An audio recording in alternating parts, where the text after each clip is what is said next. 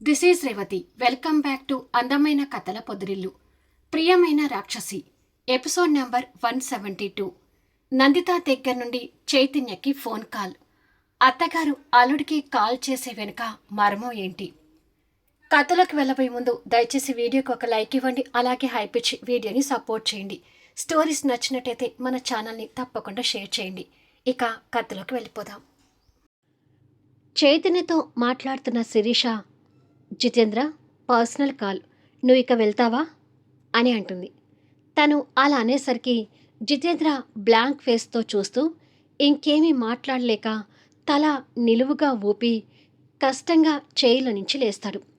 జితేంద్ర వెళ్ళటానికి లేవడంతో, ఏంటి నీ ఇష్టం వచ్చినట్టుగా మాట్లాడుతున్నావు అంటూ శివంగి చిరుకోపంతో నవ్వుతూ చైతన్యతో మాట్లాడుతుంటే జితేంద్ర శిరీషని కోపంగా చూస్తూ ఒక్కొక్క అడుగు వేస్తూ ఆ క్యాబిన్ నుండి వెళ్ళబోయి మళ్ళీ వెనక్కి తిరిగి, అన్నట్టు శిరీష, కాసేపట్లో ఒక పేషెంట్కి సర్జరీ ఉంది, ఆ విషయం గుర్తుంది కదా అని అడుగుతాడు.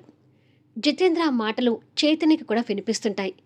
ఒక్క నిమిషం చైతన్య అని కాల్ లైన్లో ఉంచి, ఆల్రెడీ ఆ పేషెంట్ని సర్జరీకి రెడీ చేయమని నర్స్కి చెప్పాను కదా, నేను ఎలా మర్చిపోతాను?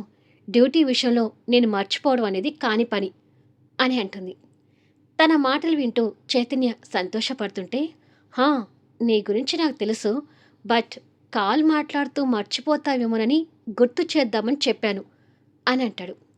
నేను పర్సనల్ విషయాలు మాట్లాడుకున్నా ప్రొఫెషనల్ విషయాల గురించి అసలు మర్చిపోను, ప్లీజ్ అంటూ జితేంద్ర వెళ్ళటానికి దారి చూపిస్తుంది. జితేంద్ర పైకి నవ్వుతూ ఓకే అని చెప్పి బయటికి వెళ్తాడు. జిత్తుగాడికి బాగా కాలిపోతుండాలి అని చైతన్య మనసులో అనుకుంటూ ఉండగా, ఇంకా చెప్పు చైతన్య అంటూ శిరీష చైతన్యతో మాటలు కలుపుతుంటుంది. జితేంద్ర క్యాబిన్ నుండి బయటకొచ్చి, చైతన్య కాల్ని పర్సనల్ కాల్ అంటుంటే ఈ వారం రోజులని ఈ శిరీష మళ్ళీ చైతన్యకు పడిపోయినట్టుగా అనిపిస్తుంది. నో, వీళ్ళిద్దరూ అసలు దగ్గర కాకూడదు అని కోపంగా అనుకుంటాడు. ఇక చైతన్య కాల్ మాట్లాడుతూ, ఊరు నుండి వచ్చిన తర్వాత నేను బాగా మిస్ అవుతున్నాను Shivangi, I love you so much అంటూ ప్రేమగా చెప్తాడు. ఆహా, నన్ను అంతగా మిస్ అవుతున్నావా అని నవ్వుతూ అడుగుతుంది. ఎస్, మిస్ అవుతున్నాను. నిజం చెప్పు, నువ్వు నన్ను మిస్ కావడం లేదా అని అడుగుతాడు చైతన్య. అదేమీ లేదు అంటూ గాంభీర్యం నటిస్తూ చెప్తుంది. నన్ను నమ్మమంటావా అని అంటాడు ఆ మాటలకి నవ్వుతూ. నిజం చెప్తున్నప్పుడు నమ్మాలి కదా అని అంటుంది. నువ్వు నన్ను మిస్ అవుతున్నావు అని చెప్పడానికి ఇంకా చెప్పు చైతన్య అంటూ నాతో కాలు మాట్లాడడంలోని అర్థం అవుతుందిలే శివంగి అంటాడు నవ్వుతూ.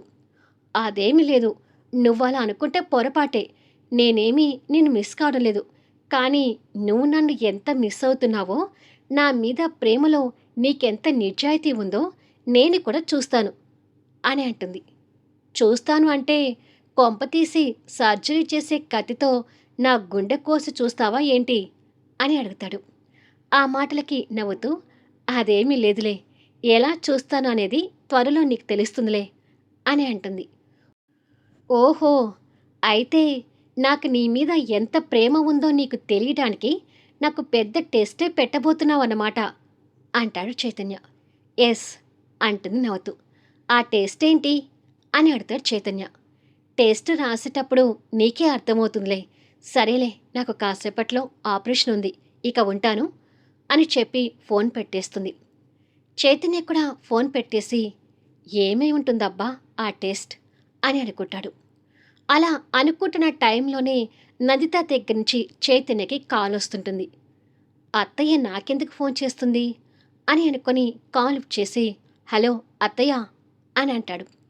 ఎక్కడున్నావు చైతన్య అని అడుగుతుంది నందిత. ఆఫీసులో ఉన్నాను అత్తయ్య అని అంటాడు. మీ మావయ్య ఆఫీస్కి రాలేదు కదా అని అడుగుతుంది అమర్ ఆరోగ్య విషయంలో కాస్త కంగారు పడుతూ. అదేమీ లేదు అత్తయ్య, 2 రోజుల వరకు మీరు బయటికి వెళ్ళొద్దని చెప్పారంట కదా, మావయ్య ఇంటి దగ్గరే ఉన్నారు, నేను ఒక్కడిని మాత్రమే ఆఫీస్కి వచ్చాను అని అంటాడు. ఓకే, సాయంత్రం 5 to 6 మధ్యలో ఒకసారి మా ఇంటికి వచ్చి కలువు అని అంటుంది. దేనికత్తయ్య అని అడుగుతాడు చైతన్య ఇంటికి రమ్మన్నందుకు కాస్త ఆశ్చర్యపోతూ. ముందైతే నువ్వురా, దేనికి అనేది నీకు తర్వాత తెలుస్తుంది అని తన యాటిట్యూడ్తో గంభీరంగా చెప్పి చైతన్య మాట్లాడడానికి మరో ఛాన్స్ ఇవ్వకుండా ఫోన్ పెట్టేస్తుంది. తన గాంభీర్యానికి కాస్త కంగారు పడి అంతలోనే మళ్ళీ సంతోషపడుతూ, అత్తయ్య నన్ను ఇంటికి రమ్మంటుందంటే శివంగిని కాపురానికి నాతో ఇచ్చి పంపుతుందేమో. వావ్!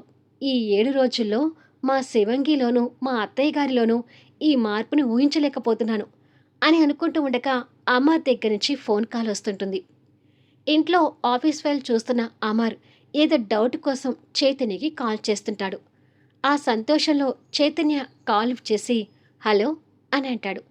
న్యూ టెండర్కి సంబంధించిన ఫైల్లో కొన్ని డౌట్స్ ఉన్నాయి చైతన్య అంటూ ఆ డౌట్స్ని చైతన్యని అడిగి క్లారిఫై చేసుకొని సరే ఇక ఉంటాను అని చెప్పి కాల్ పెట్టబోతుండగా ఒక్క నిమిషం మావయ్య, మీకు ఒక విషయం చెప్పాలి అంటాడు చైతన్య. ఏంటది అని అడుగుతాడు అమర్. నందిత అత్తయ్య ఈవినింగ్ నన్ను వాళ్ళ ఇంటికి రమ్మని ఫోన్ చేసింది అని అంటాడు. అవునా, దేనికి రమ్మంది అని అడుగుతాడు అమర్. అదే విషయం నేను అడిగితే వచ్చాక నీకే తెలుస్తుంది కదా అంటూ తన యాటిట్యూడ్తో చెప్పింది మావయ్య అని అంటాడు కాస్త నవ్వుతూ. చైతన్య మాటలో ఆ వెటకారం విని అమర్ నవ్వుతూ, మీ అత్తయ్య నేను ఎందుకు రమ్మందో తెలియదు కానీ తన దగ్గరికి వెళ్ళి జాగ్రత్తగా మాట్లాడు, లేకపోతే మీ యాటిట్యూడ్ అత్త నిన్ను కొట్టినా కొడుతుంది అని అంటాడు. కొట్టినా పర్వాలేదు మావయ్య, నా పెళ్ళని నాతో పంపిస్తే చాలు. నాకు తెలిసి శివంగిని నాతో పంపించడానికి రమ్మంటుందేమో అని అంటాడు. అలా జరిగితే మంచిదేగా, సరే వెళ్ళిరా అని చెప్పి అమర్ ఫోన్ పెట్టేసి శిరీష చైతన్య విషయంలో ఒక నిర్ణయానికి వస్తానని ఊరిలో ఉన్నప్పుడు నందిత చెప్పడం గుర్తు తెచ్చుకొని అదే అయ్యుంటుంది అని అనుకొని సంతోషపడుతుంటాడు. ఆ తర్వాత అమర్ శశాంక ఆలోచనలోకి వెళ్ళిపోయి వాడిని పట్టుకోవడం ఎలా అని అనుకుంటూ ఉండగా అమర్ అంటూ దమయంతి గారు అక్కడికి వస్తుంది. ఏంటమ్మా అని అనగానే ఈ టైంకి టాబ్లెట్స్ వేసుకోవాలంట కదా, నందిత ఫోన్ చేసింది అని చెప్పి అక్కడ ఉన్న టాబ్లెట్స్ తీసి అమర్కి ఇస్తుంది. అమర్ ఆ టాబ్లెట్స్ వేసుకొని తను అక్కడ ఉన్నా నా టాబ్లెట్స్ మాత్రం మర్చిపోవడం లేదు అంటాడు నవ్వుతూ. అదేరా భార్యాభర్తల ప్రేమంటే, ఇద్దరి మధ్య కోపతాపాలున్నా ఇలాంటి టైంలోనే ప్రేమలు బయటికి కనిపించేది అన్నట్టు అమర్, అసలు నీకు ఈ గాయాలు ఎలా తగిలాయి? నాకెందుకో నువ్వు చెప్పింది నమ్మకం కుదరటం లేదు. అక్కడ ఉన్నప్పుడు అడిగితే అందరి మధ్య చెప్పడానికి ఇబ్బంది పడతావేమోనని ఇప్పుడు అడుగుతున్నాను. అసలు ఆ టైంలో నువ్వు బయటికి ఎందుకు వెళ్ళావు అని అడుగుతుంది. తల్లికి అన్ని విషయాలు తెలుసు కాబట్టి శశాంక్ గురించి చెప్పకుండా ఉండటంలో అర్థం లేదని గ్రహించి, ఇన్ని రోజులుగా నేను శశాంక్ని చంపేశాను, హంతకుని అనుకుంటున్నాను కదా అమ్మా, కానీ నేను హంతకుణ్ణి కాదు, వాడు బతికే ఉన్నాడు అని చెప్తాడు. అది విని దమయంతి గారు కళ్ళు పెద్దవి చేసి ఒక్కసారిగా షాక్ అవుతుంది. అవునమ్మా, నేను చెప్పేది నిజం. ఆ రోజు నైట్ వాడు మన కుటుంబాన్ని మొత్తం చంపాలని బాంబు పెట్టాడు అని ఉన్న విషయం చెప్తుంటే ఒక్కొక్క విషయం వింటున్న దమయంతి గారు నిర్ఘాంతపోతుంది. అలా ప్రాణాలతో తిరిగొచ్చానమ్మా అని అమర్ చెప్పటం పూర్తి చేశాడు. ఓరి దుర్మార్గుడు, ఇంత కుట్రనా, బతికి ఉండి కూడా చచ్చాడని ఫోటోకి దండ వేయించుకుంటున్నాడు దరిద్రుడు అని కోపంగా తిడుతుంది. ఇదంతా ఆ ఓ మిస్టర్ వెనక నుండి నడిపిస్తున్నాడమ్మా. ఆ శశాంక్ ఎక్కడ ఉన్నాడో పట్టుకోవాలి. రమేష్ దేవిని పొట్టన పెట్టుకుంది వీడు అని నా కుటుంబం ముందు నిలబెట్టాలి. కానీ అదే సమయాన తన కారణంగా దేవి రమేష్ చనిపోయారని నందితకు తెలిస్తే తన గుండె పగులుతుందేమో అని భయం కూడా ఉందమ్మా అని భార్య గురించి కన్నీటి పొరలతో చెప్తాడు. ఈ సంఘర్షణతో కొడుకు ఎంతగా నలిగిపోతున్నాడో దమయంతి గారికి అర్థమై బాధపడుతూ ఉంది. అనుకున్నట్టుగానే సాయంత్రానికి నందిత, అశ్విన్, శివంగి, ఆనందిల ఎదుట చైతన్య కాస్త బిడియంగా కుతూహలంగా కూర్చొని కనిపిస్తుంటాడు. అశ్విన్ పక్కన కూర్చొని ఉన్న ఆనంది తనలో తను మాట్లాడుకుంటూ, ఏంటి మా అన్నయ్యని పిలిచి ఇక్కడ ఏదో సమావేశం ఏర్పాటు చేశారు అని అనుకుంటుంది.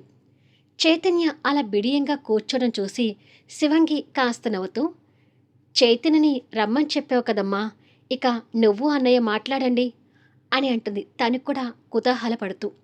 సరే అని, నా కూతురంటే నీకు ఇష్టమైన చైతన్య అని అడుగుతుంది నందిత. అదేంటి అత్తయ్య అంత మాట అన్నారు? శివంగి అంటే నాకు ఎంత ఇష్టమనేది నేను తనని పెళ్లి చేసుకున్న రీతిలో మీకు అర్థం కాలేదా అని అంటాడు. అంటే అశ్విన్ మీద పగ సాధించడం కోసం శివంగిని ప్రేమిస్తున్నట్టు నాటకం ఆడటంలో నిజం లేదా అని అడుగుతుంది అనిత. మళ్ళీ పాత విషయాలు తీసుకొస్తున్నారేంటి అత్తయ్య అని అడుగుతాడు. అంటే శిరీషని నీతో కలపాలన్న ఉద్దేశంతో అన్నీ క్లారిఫై చేసుకోవడం కోసం అడుగుతున్నాను అంటుంది అనిత. అది విని చైతన్య సంతోషపడుతుంటే చాలా పెద్ద తెలివైన ఆనంది మాత్రం అనుమానపడుతూ, అమ్మో, ఈ అత్తేంటి మా అన్నయ్యకి అలా ఐస్ పెడుతుంది అని అనుకుంటుంది. అవును చైతన్య, మా చెల్లెల్ని నీతో కలపాలనే ఉద్దేశంతోనే నీతో మాట్లాడాలని ఇక్కడికి రమ్మన్నాము. మీరు కలిసే ముందు మీ ఇద్దరి మధ్య ఉన్న మనస్పర్ధలు క్లియర్ చేయాలని ఇలా అడుగుతున్నాము అంటాడు అశ్విన్. అశ్విన్ కూడా అలా అనేసరికి చైతన్య ఇంకా ఉబ్బి తబ్బిపోతుంటాడు. బాబోయ్, ఈ యమ కూడా మా అన్నయ్యకి ఐస్ పెడుతున్నాడు, మా అన్నయ్య ఆ ఐసులో కరిగిపోతున్నాడు అని అనుకుంటుంది ఆనంది. నిజమే చైతన్య, నేను నిన్ను చాలా మిస్ అవుతున్నాను. కానీ నీకు నా మీద ఉన్న ప్రేమ నిజమైన ప్రేమ అని, అందులో ఎలాంటి కల్మషం లేదని నాకు తెలియాలి.